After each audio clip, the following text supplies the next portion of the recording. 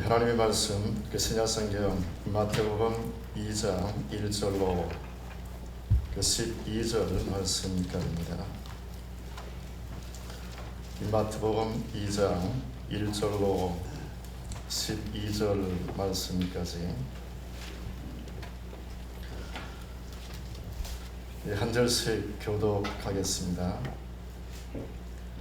헤롯 왕 때에 예수께서 유대 베들레헴에서 나심에 동방으로부터 박사들이 예루살렘에 이르러 말하되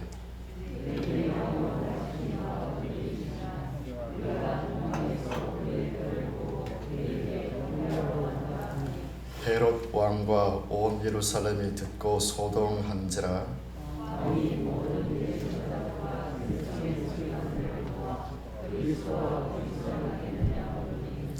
이르되 유대 베들레헴이오니 이는 선자로 이렇게 기록된 바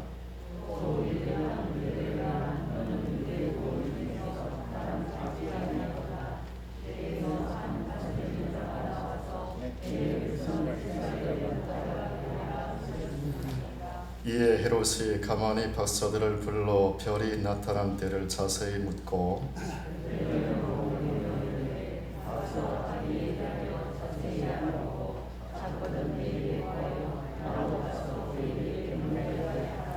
박사들이 왕의 말을 듣고 갈새 동방에서 보던 그 별이 문득 앞서 인도하여 가다가 악이 있는 곳 위에 머물러 서 있는지라.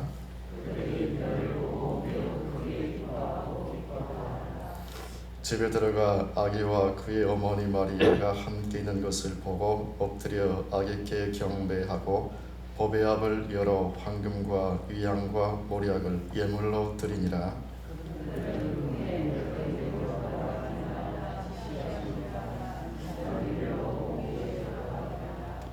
아멘.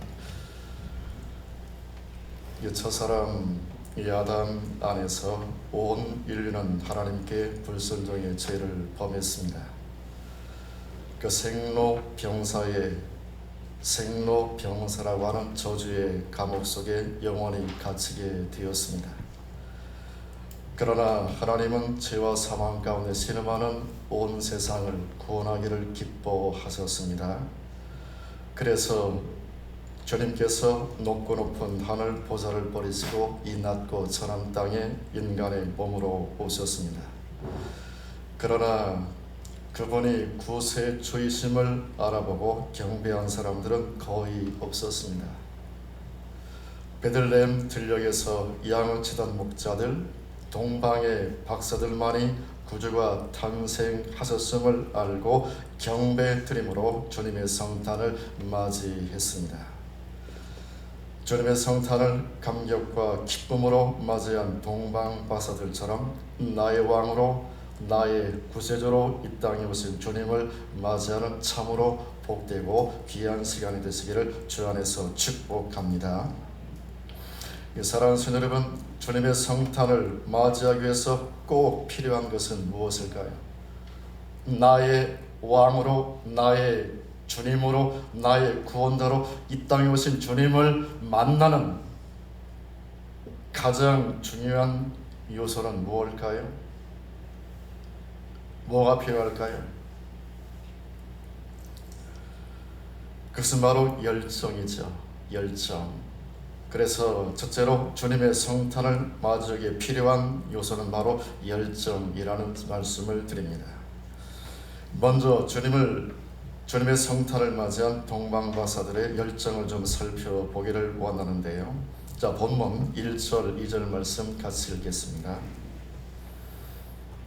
헤롯 왕 때 예수께서 유대 베들레헴에서 나심에 동방으로부터 박사들이 예루살렘에 이르러 말하되 유대인으로 왕으로 나신 이가 어디 계시냐?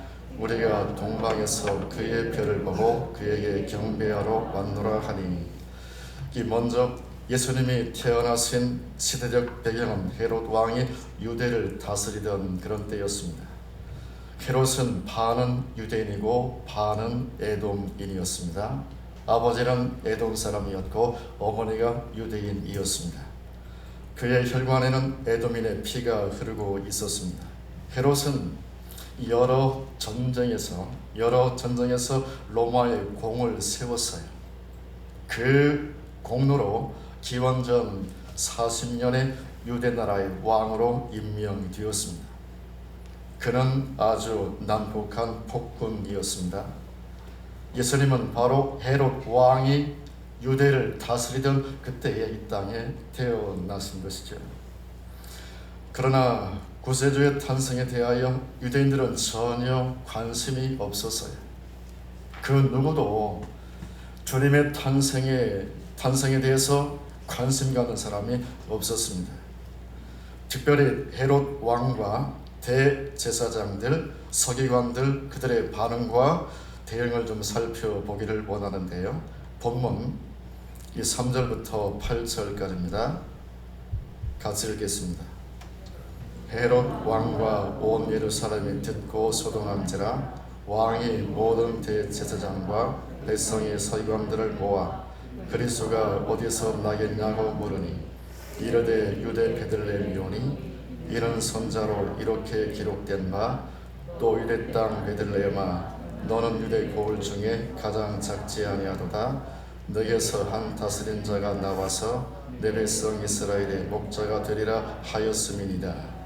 이에 헤롯이 가만히 박사들을 불러 별이 나타난 때를 자세히 묻고 예루살렘으로 보내며 이르되 가서 아기 예수께 대하여 자세히 알아보고 찾거든 내게 구하여 나도 가서 그에게 경배하게 하라. 헤롯 왕이 정말 유대의 왕이 태어났느냐? 그렇다면 나도 그에게 가서 나도 경배하겠다.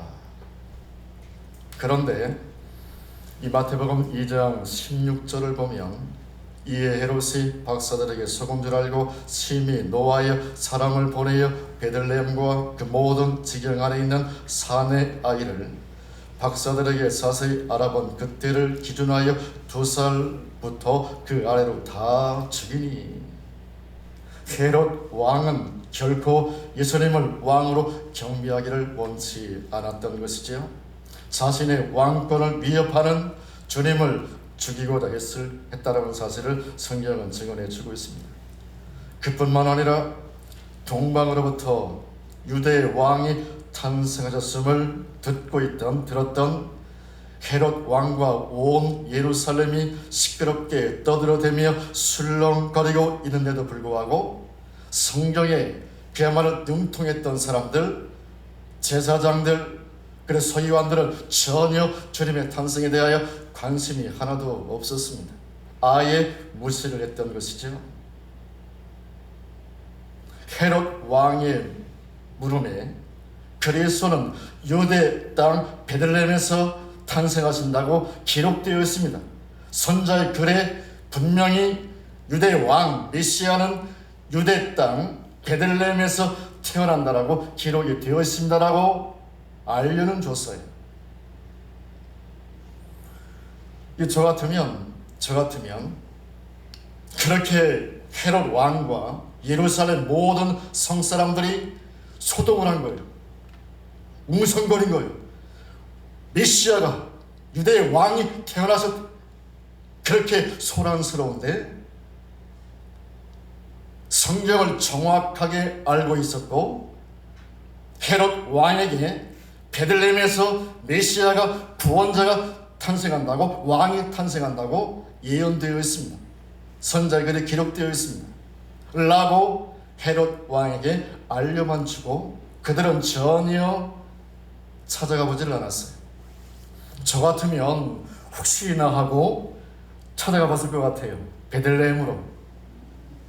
그런데 제사장들, 서기관들은 헤롯 왕에게 알려만 주고 그들은 전혀 찾아가 보지를 않았습니다. 관심 밖이었습니다. 철저하게 외면하고 무시를 했던 것이죠. 그런데 오늘 본문을 보시면 별을 연구하던 동방의 박사들이 아기 예수를 찾아 나섰음을 보게 됩니다.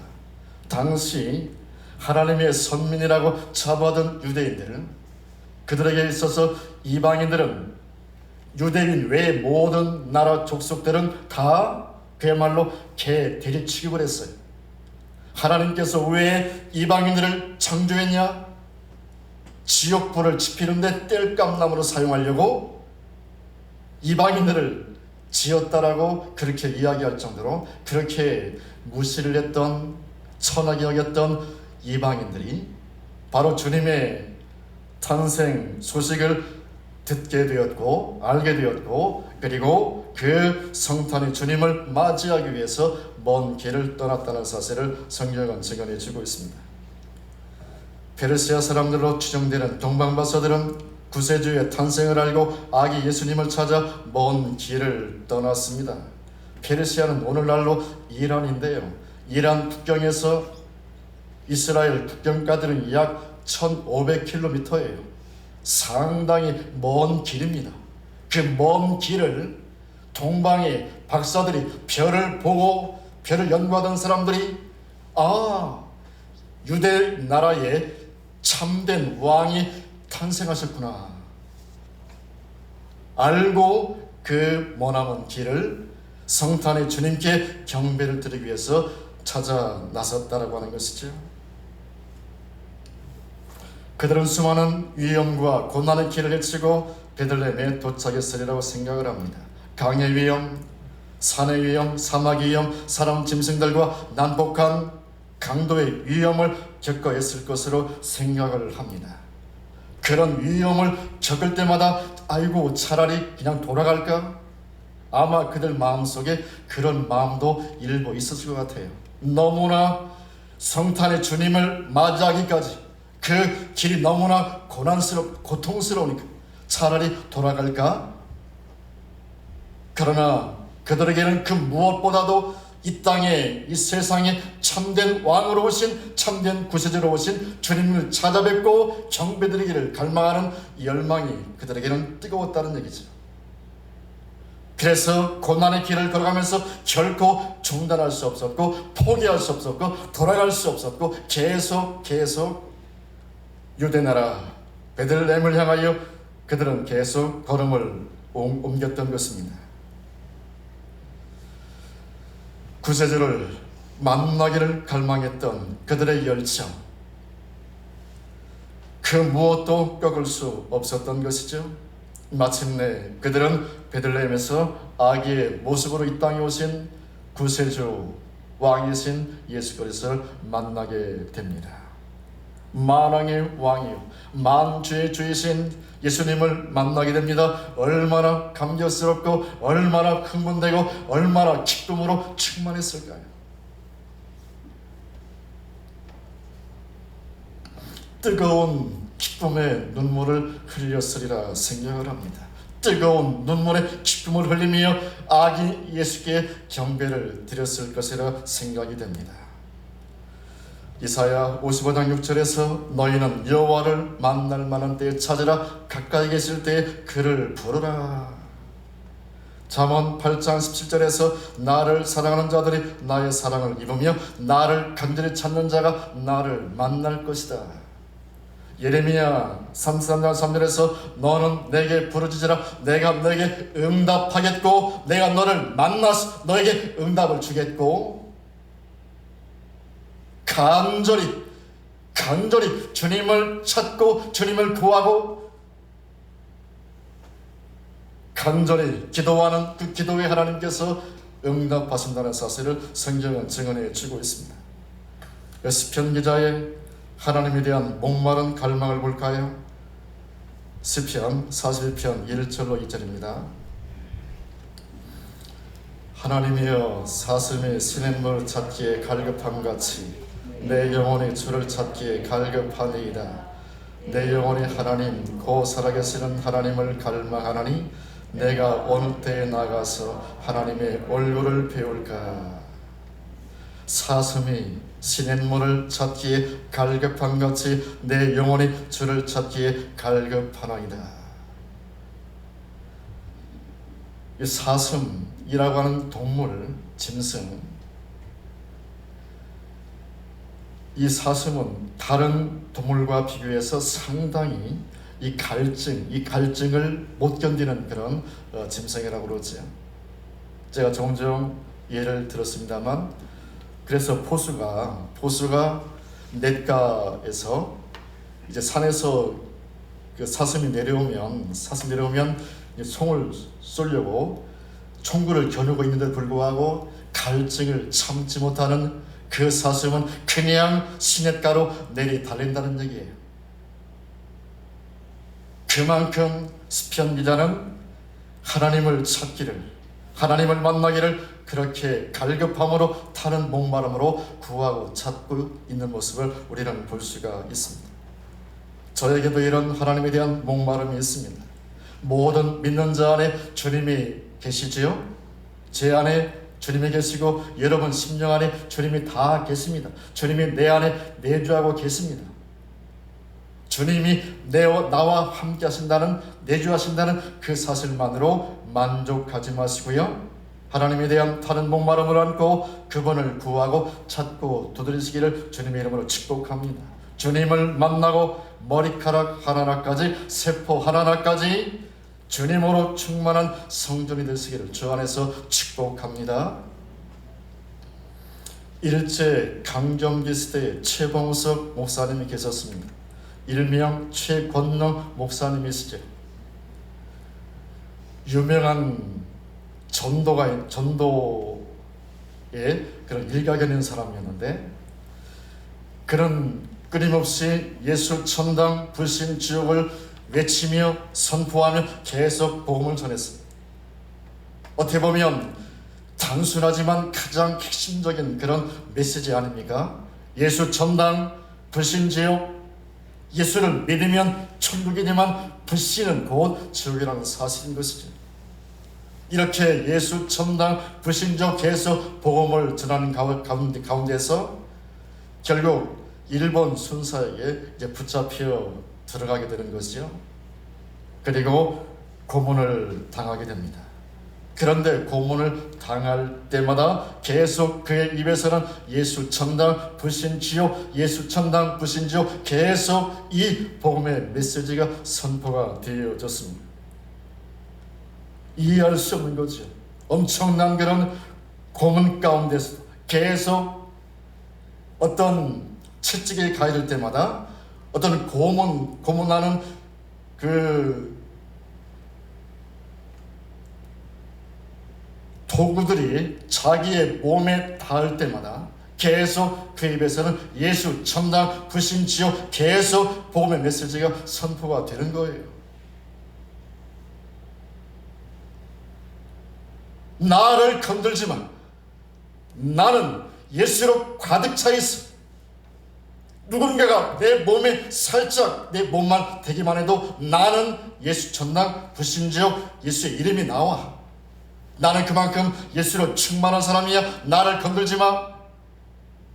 얼마나 예수로 충만한 사람이었으면 모든 고문 가운데서 고문 기구가 자기의 몸을 닿을 때마다 계속 예수라는 이름이 튀어나왔을까요?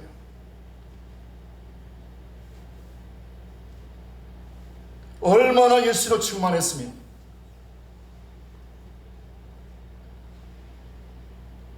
길을 걸어가는데 누군가가 다가오더니 주먹으로 뻥 쳐요. 그러면 여러분들은 어떻게 하시겠어요? 어떻게 할 것 같아요? 막 욕이 나오고 달려들어서 한 대 치고 싶은 그런 충동이 막 일어날 것 같아요.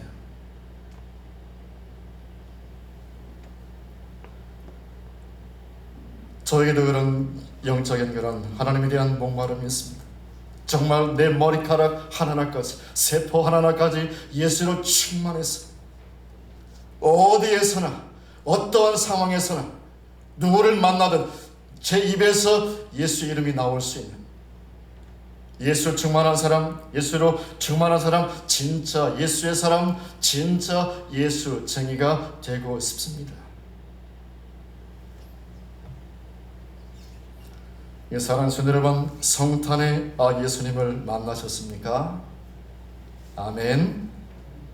그렇다면 둘째로 예수님을 나의 왕으로 나의 주님으로 만나고 합당한 경배를 드리시기를 주 안에서 축복합니다. 자, 오늘 본문 9절부터 11절입니다. 박사들이 왕의 말을 듣고 갈새 동방에서 보던 그 별이 문득 앞서 인도하여 가다가 악이 있는 곳 위에 머물러 서 있는지라 그들이 별을 보고 매우 크게 기뻐하고 기뻐하더라. 집에 들어가 아기와 그의 어머니 마리아가 함께 있는 것을 보고 엎드려 아기께 경배하고 보배압을 열어 황금과 위향과 모략을 예물로 드리니라.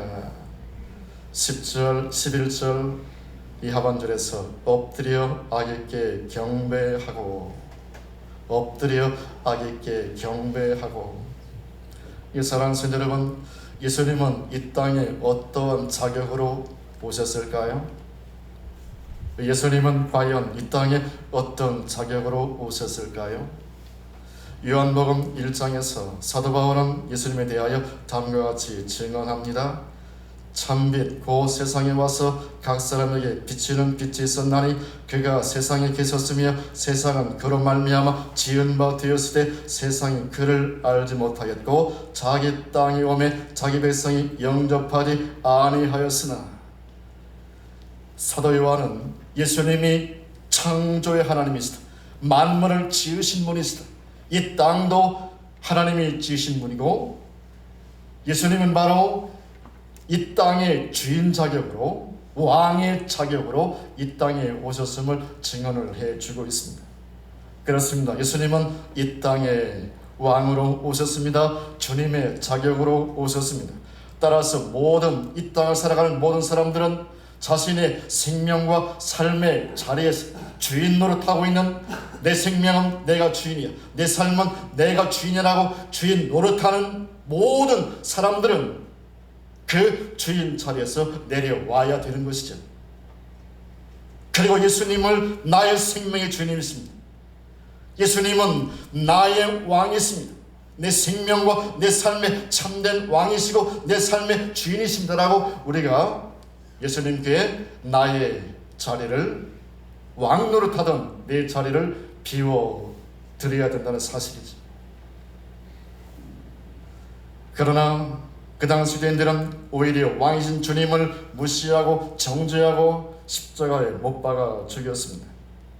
이 마태복음 21장에 보면 주님께서 불의한 농부들의 비유를 들어서 당신을 십자가에 못 박아 죽인 유대인들을, 그들의 무서운 죄악을 고발하는 모습을 우리는 볼 수가 있습니다. 먼저 같이 읽기 전에 좀 설명을 드려보면, 집주인이 나오죠. 비유 가운데 집주인이 나오는데 집주인은 바로 성부 하나님이시죠. 그리고 종들이 나옵니다. 이 종들은 바로 구약시대에 또 주님 오실 때까지 계속해서 활동했던 선자들을 의미하는 것이죠. 그리고 농부들은 바로 1차적으로 유대인들을 의미하고, 넓게 보면 세상 모든 사람들을 의미하는 것입니다.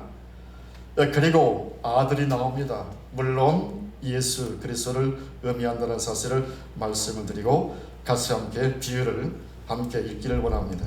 33절부터 39절까지입니다. 다른 한 비유를 들으라. 한 집 주인이 포도원을 만들고 산을 다리로 두르고 거기에 집자른 틀을 만들고 망대를 짓고 농부들에게 새로 주고 타국에 갔더니 열매 거둘 때가 가까움에 그 열매를 받으려고 자기 종들을 농부들에게 보내니 농부들이 종들을 잡아 하나는 심히 때리고 하나는 죽이고 하나는 돌로 쳤거늘 다시 다른 종들을 처음보다 많이 보내니 그들에게도 그렇게 하였는지라. 후에 자기 아들을 보내며 이르되 그들이 내 아들은 존대하리라 하였더니 농부들이 그 아들을 보고 서로 말라되 이는 상속자니 자 죽이고 그의 유산을 차지하자 하고 이에 잡아 포도원 밖에 내쫓아 죽였느니라. 후에 자기 아들을 보내며 이르되 그들이 내 아들을 존대하리라 하였더니 농부들이 그 아들을 보고 서로 말하되 이는 상속자니 자 죽이고 그 유산을 찾아자 하고 이에 잡아 포도원 밖에 내쫓아 죽였느니라. 영문 밖으로 끌고 나가 십자가에 못 박아 죽였느니라. 하나님의 아들을 유대인들이, 아니 온 세상 사람들이 달려들어서 예수님을 십자가에 못 박아 죽였다는 사실을 주님께서 비유를 들어 말씀하십니다. 내가 여전히 이 세상을 살아가는 내가 왕이야. 내 생명의 주인은 나 자신이야. 내 인생은 내 것이야. 계속 나를 자신을 왕으로 주인으로 인정하고 살아가는, 주님을 왕으로 인정하지 못하고 주님을 주님으로 인정하지 못하는 유대인들, 온 세상 사람들의 죄악상인 것이지. 이 사랑하는 성도 여러분, 여러분들의 삶에 예수님은 어떤 분이십니까? 어떤 분이십니까? 지금도 여전히 내 생명의 주인은 나고 내 인생의 왕은 나라고 왕 노릇하며 지금도 살고 계시지는 않습니까? 이 함께 고백드리기를 원합니다. 예수님은 나의 주인이십니다. 예수님은 나의 왕이십니다. 예수님은 나의 모든 것입니다. 예수님은 나의 전부입니다. 아멘.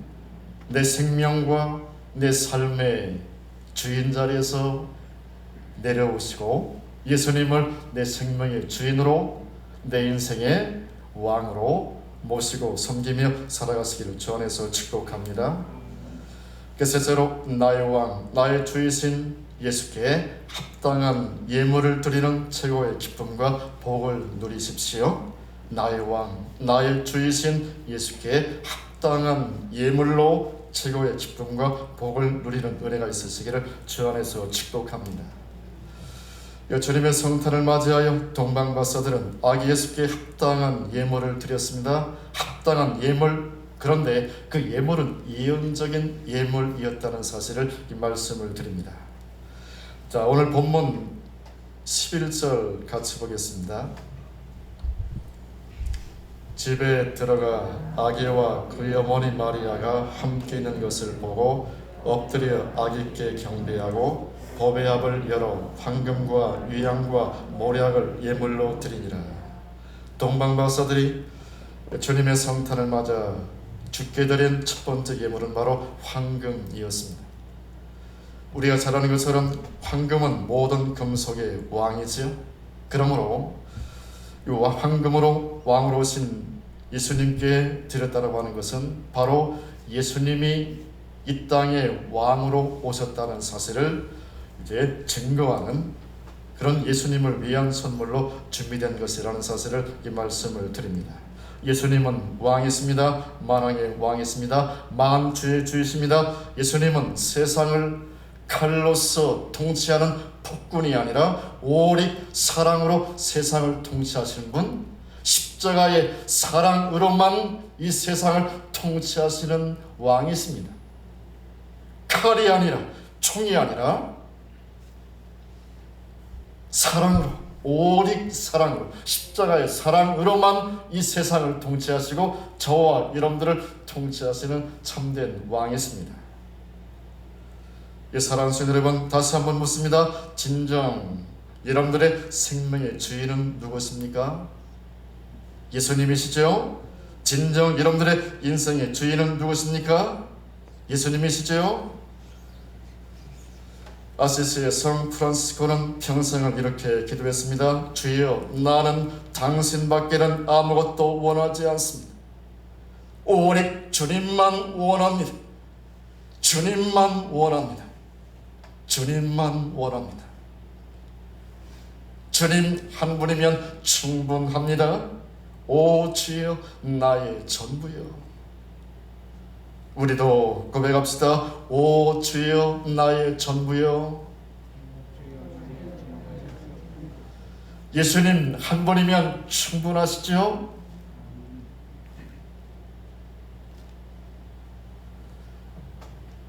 예수님 한 분이면 충분합니다. 넉넉합니다. 부족함이 전혀 없습니다. 그렇습니다. 오직 주님만이 내 생명과 삶의 주인이십니다. 예수님은 나의 모든 것입니다. 예수님은 나의 전부이십니다. 사랑하는 성도 여러분, 나의 왕으로 나의 주님으로 이 땅에 오신 나 예수님께 합당한 예물을 드림으로 성탄을 맞이하는 최고의 기쁨과 복을 누리시기를 주 안에서 축복합니다. 동방박사들이 성탄을 맞아 주님께 드린 두 번째 예물은 유향이었습니다. 유향. 향기가 좋은 유향은 성전 예배와 성전 희생제사 때 사용되었습니다. 그 성전 예배와 성전 희생제사를 집전하는 사람이 바로 제사장이었지요. 그리고 제사장 임무는 인간들로 하여금 하나님께 나가는 길을 열어주는 일이었습니다. 달리 말씀드리면 제사장은 인간과 하나님 사이를 연결하는 다리 역할을 했습니다. 죄가 인간과 하나님 사이를 가로막고 있었는데 제사장은 바로 그 죄의 문제를 처리해 주므로 죄인인 인간과 거룩하신 하나님이 만날 수 있는 만나의 장을 마련해 주는 그런 가교의 역할을 바로 제사장들이 했다라고 하는 것이죠. 예수님은 이 땅에 제사장으로 오셨습니다. 죄로 가로막혀 있는 인간과 하나님 사이의 담을 십자가로 허무시고 평화의 다리, 화목의 다리, 구원의 다리를 놓으신 분이 바로 예수 그리스도이십니다. 제사장으로 오신 예수 그리스도, 주께서 말씀하셨지요. 내가 곧 길이요 진리요 생명이니 나로 말미암지 않고는 아버지께로 올 자가 없느니라. 그러므로 유향은 영원한 제사장으로 오신 예수님을 위해 준비된 예물이었다는 사실을 기억하시기를 바랍니다. 사랑하는 성도 여러분, 거룩하신 하나님과 죄인인 나를 화목하시게 해주기 위해서 제사장으로 오신 예수님, 이 하늘 아버지께로 가는 유일한 길이요 진리요 생명이신 예수 그리스도, 그분은 이 땅에 오셨는데 이 땅에 오신 이유가 뭐냐면 죄인들을 위해서 살기 위해서 오셨습니다. 죄인들을 위해서 살다가 죄인들을 위해서 영원한 속죄 피를 흘리시고 십자가에 죽으시기 위해서 오신 분입니다. 그분의 유일한 이 땅에 오신 목적은 바로 죄인들을 위해서 살다가 죄인들을 위해서 죽기 위하여 이 땅에 오신 분이라는 사실을 항상 기억하십시오. 그 주님께 합당한 예물을 드림으로 성탄을 맞이하는 최고의 기쁨과 복을 누리시기를 주 안에서 축복합니다. 마지막으로 동방박사들이 성탄을 맞아 주님께 드린 세 번째 예물은 모략이었습니다. 모략은 식체를 썩지 않게 하기 위해 바르는 데 사용되어졌지요. 예수님께서 이 땅에 오신 이유는 죽으시기 위함입니다. 자신을 위해서가 아니라 누구를 위해서요? 죄인들을 위해서 살다가 죽으시기 위해서 이 땅에 오셨습니다. 그러므로 모략은 예수님의 대속적 죽음을 위해 준비된 예물이었다는 사실이죠. 이처럼 동방박사들은 성탄을 맞아 아기 예수께 드린 황금과 유향과 모략은 만왕의 왕이신 주님, 완전하시고 영원한 제사장이신 예수님, 죽음을 통해 마침내 온 인류의 구세주가 되실 것을 알고 믿고 드린 예물이었다는 사실입니다. 동방박사들은 참으로 물질을 써도 참으로 가치 있게 썼지요. 멋지게 썼지요. 영원토록 빛나게 쓴 사람들인 것이죠. 사랑하는 성도 여러분, 우리도 동방박사들의 그 성탄, 동방박사가 맞이한 성탄을 우리도 회복하기를 원합니다. 더 나아가서요, 저와 여러분들이 성탄의 주님께 드릴 최고의 가장 가치 있는 예물이 또 있습니다. 무엇일까요? 주님께 드릴 최고의 성탄 예물은 과연 무엇일까요? 황금보다, 유향보다, 모략보다 더 귀한 예물이 있습니다. 그 예물은 바로 잃어버린 영혼들입니다. 잃어버린 영혼들.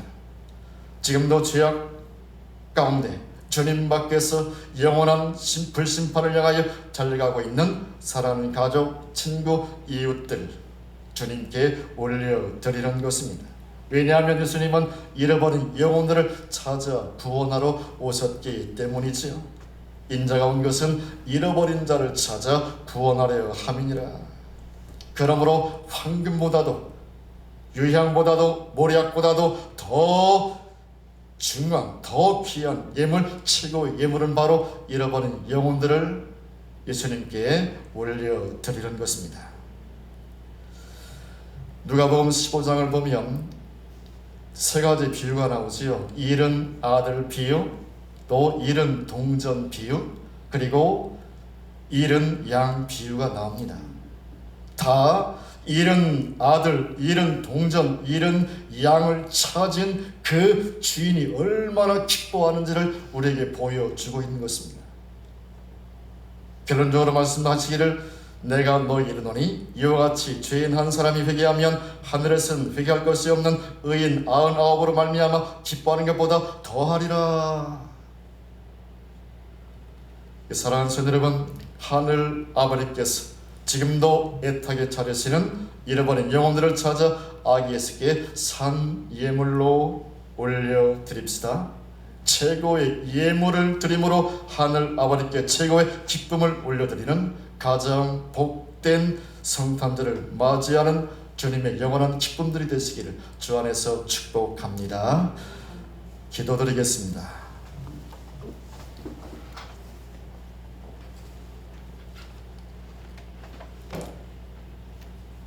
아버지 하나님, 놀라운 은혜와 사랑을 감사드립니다. 우리의 죄와 허물로 인하여 이 영혼이 죽을 수밖에 없고 영원한 사망 가운데 살 수밖에 없는 인생들을 하나님께서 사랑하사 아들 예수 그리스도를 이 땅에 보내시고 예수 그리스도를 통하여 우리에게 놀라운 생명을 주시고 구원의 은총을 노래하며 살게 하심을 감사를 드립니다. 동방박사들이 맞이한 성탄을 회복하기를 원합니다. 무엇보다도 최고의 성탄의 예물을 준비하는 우리의 심령들이 되게 하여 주시옵소서. 주님이 오신 목적, 잃어버린 영혼들을 찾아 구원하러 오셨는데 지금도 그리스도 밖에 있는 내 사랑 가족들, 친구들, 이웃들을 그 최고의 예물을 산 예물로 성탄의 주님께 올려드리는 우리 모두가 되게 하여 주옵소서. 그래서 가장 아름답고 가장 복되고 가장 영광스러운 최고의 성탄절을 보내게 하시고 하나님으로 영광을 받으시옵소서. 예수님의 이름으로 간절히 기도드립니다. 아멘.